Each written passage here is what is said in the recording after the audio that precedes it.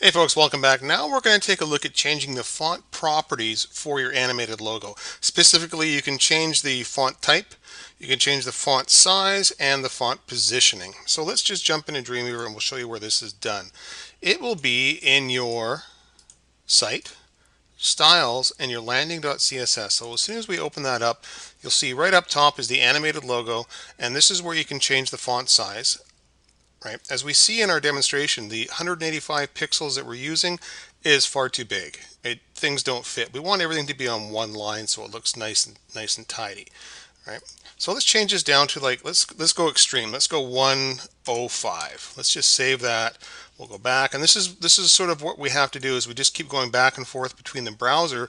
We refresh it, determine if that's the right property, and then go from there. I'd say the size is perfect, but I want it to be further from the top and a little bit more from the left.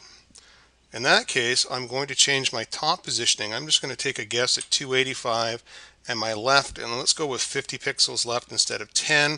I save my landing page, I go back and I hit the refresh button, and that's not too bad. So probably 10 pixels too far and 20 pixels too far there.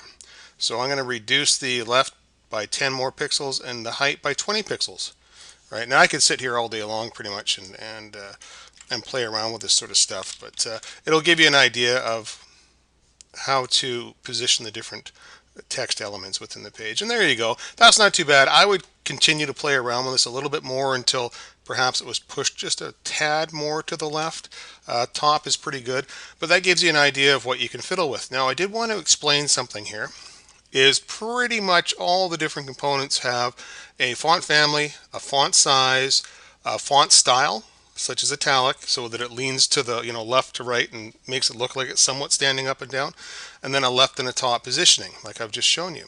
But you'll find certain cases where there's maybe this weird thing, a transform. There's no left in the top, but there's this transform thing here, and there's two lines of it. Well, this is actually the left and the top, just that it's within the brackets. So you just need to change the information here, right? And because we have this targets, certain browsers, this targets other browsers, we have to make sure that, you see the 313 here and the 313 here? When you change this number, make sure you change this number to be the same. As with this number here, when you change it, change that to be the same. Save it, preview it, go back and forth until you get it just the way you want it to be.